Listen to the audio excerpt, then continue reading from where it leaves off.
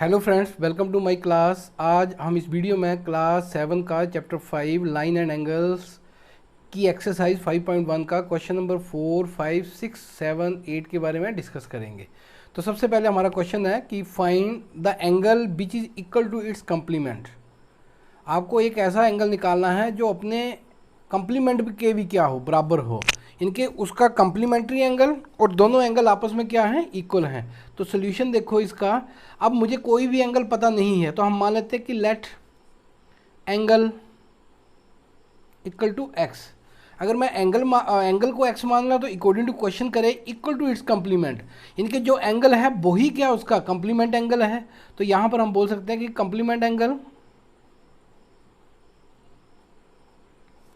वो भी क्या आएगा, एक्स ही आएगा।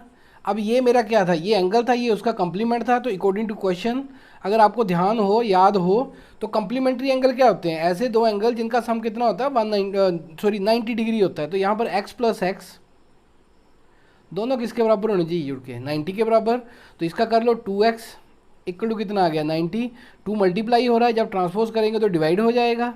तो 90 डिवाइडेड बाई 2 कटिंग कर दो, कितना आ गया 45। इसका मतलब जो मेरा एंगल है x इक्वल टू क्या आ गया 45। आप यहाँ से चेक कर लो, जब 90 मेरा एंगल जो है 45 है और इसका कंप्लीमेंट भी क्या आएगा 45 ही आएगा, जब इसको 90 से क्या कर दूंगा मैं, माइनस करूंगा। तो ये आंसर है इसका कि 45 एक ऐसा एंगल है जिसका कंप्लीमेंट्री एंगल भी क्या है 45 ही है। Question number 5, find the angle which is equal to its supplement. अब एक ऐसा एंगल निकालना है जो अपने सप्लीमेंट के बराबर हो, इनके सप्लीमेंट और वो एंगल दोनों आपस में क्या हो, इक्वल हो। तो इसका सोल्यूशन करते हैं। Let let angle equal to X मान लेते हैं। अगर एंगल को एक्स मानते हैं तो सप्लीमेंट भी क्या होगा, अकॉर्डिंग टू कंडीशन वो भी एक्स ही होना चाहिए। ठीक है, अब क्योंकि सप्लीमेंट्री एंगल थे, इन दोनों एंगल का सम कितना होना चाहिए आपके पास 180। 180 से ना कम होगा ना ज़्यादा होगा। तो x plus X equal to किसके बराबर आ गया 180 के, ये जुड़ जाएंगे आपस में। 2x इक्वल टू क्या आ गया 180। जब आप इसको ये मल्टीप्लाई हो रहा है, ट्रांसपोज करेंगे डिवाइड होगा। 180 डिवाइडेड बाई 2 कटिंग कर दो, क्या आ गया 90।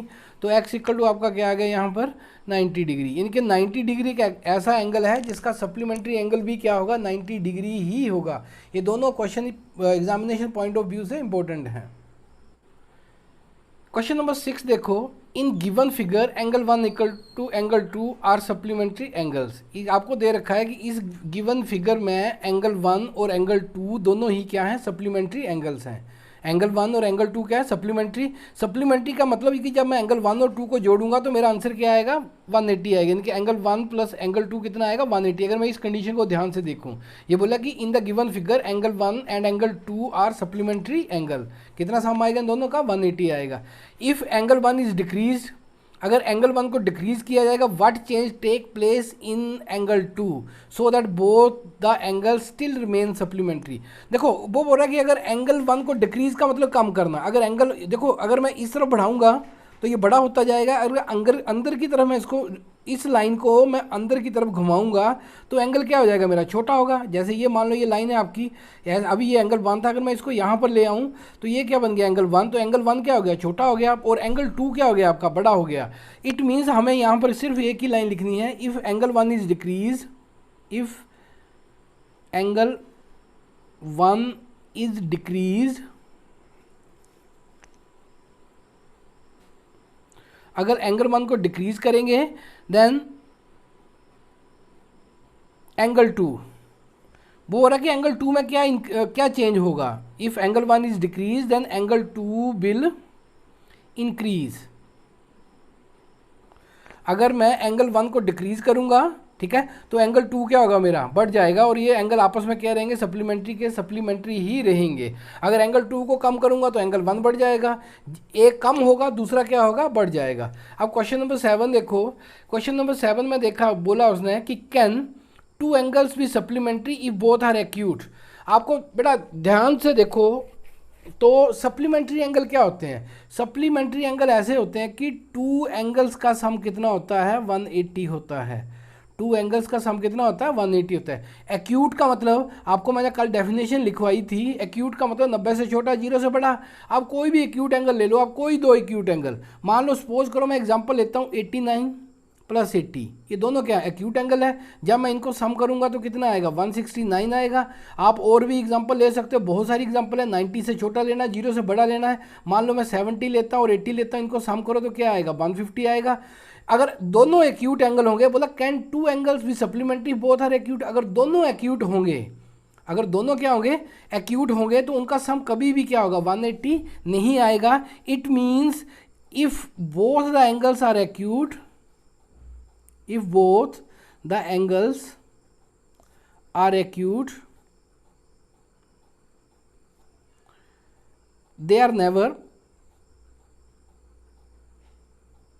supplementary, वो कभी भी सप्लीमेंट्री नहीं हो सकते हैं, कभी भी वो सप्लीमेंट्री नहीं होंगे। अब नेक्स्ट देखो, सेकंड पार्ट था ऑब्ट्यूज एंगल। अगर दोनों ऑब्ट्यूज हो, ऑब्ट्यूज का मतलब क्या होगा, 90 से बड़ा और 180 से छोटा, 90 से बड़ा और 180 से छोटा। अब मान लो मैं यहाँ पर 100 लेता हूँ, 90 से बड़ा एंगल लेना, और दूसरा मैं फिर 92 ले लेता हूँ। जब मैं इनका सम करूँगा तो क्या आ जाएगा, 92 आ जाएगा। इसका मतलब अगर दोनों एंगल ऑब्ट्यूज होंगे, दोनों एंगल ऑब्ट्यूज होंगे, तो वो भी कभी क्या होंगे, आपस में सप्लीमेंट्री नहीं हो सकते हैं। If both the angles are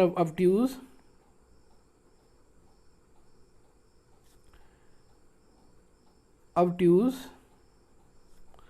they are never supplementary, वो कभी भी सप्लीमेंट्री नहीं हो सकते हैं, वो कभी भी सप्लीमेंट्री नहीं हो सकते। उसके बाद है राइट एंगल। राइट एंगल का मतलब क्या होगा, राइट एंगल आपको अगर कल डेफिनेशन को देखोगे तो राइट एंगल एक ऐसा एंगल होता है जिसका माप कितना होता है, 90 होता है। अगर दोनों एंगल 90 के हो जाएंगे तो 90 प्लस क्या हो जाएगा, 180। इसका मतलब जब दोनों राइट एंगल होंगे तो they are supplementary if both angle are right,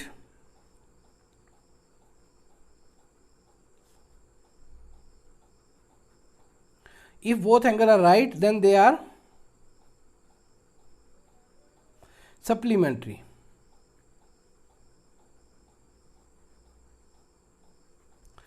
अगर दोनों एंगल क्या होंगे, राइट होंगे, राइट का मतलब 90 डिग्री के, अगर दोनों एंगल 90 के होंगे तो वो हमेशा क्या होंगे, सप्लीमेंट्री होंगे। क्वेश्चन नंबर 8 देखो, an angle is greater than 45 degree. बेटा कोई एंगल जो है 45 से बड़ा है, 45 से, an angle is greater than 45 से बड़ा, तो 45 से बड़ा आप 46 ले सकते हो। Is it complementary, angle is greater than 45 और इक्वल टू 45 और लेस देन 45। तो आपको पता है, मान लो मैंने बड़ा एंगल, एक एग्जांपल दे रहा हूँ आप लोगों को, उसने बोला 45 से बड़ा, तो 45 से बड़ा 46 होता है। अगर मैं 46 लेता हूँ, 90 में से 46 माइनस करो, क्योंकि कंप्लीमेंट्री एंगल की बात कर रहा है, then its complementary angle is, आपको ये बताना कि अगर कोई एंगल 45 से बड़ा होगा तो उसका कंप्लीमेंट्री 45 से बड़ा होगा, उसके बराबर होगा या उससे छोटा होगा। जब मैं 90 में से 46 को माइनस करूंगा तो आपके पास क्या आएगा, 44 आएगा। तो आप देख लो कि अगर कोई भी एंगल 45 से बड़ा होगा तो उसका कंप्लीमेंट्री क्या होगा, 45 से क्या होगा, छोटा होगा। ऐसा आप एग्जाम्पल देकर सोच सकते हो। तो इसका सोल्यूशन में आपको ये लिखना है कि if angle is greater then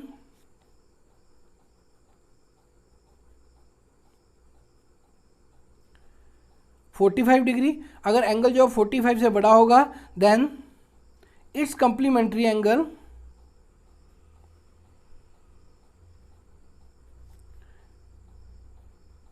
is less then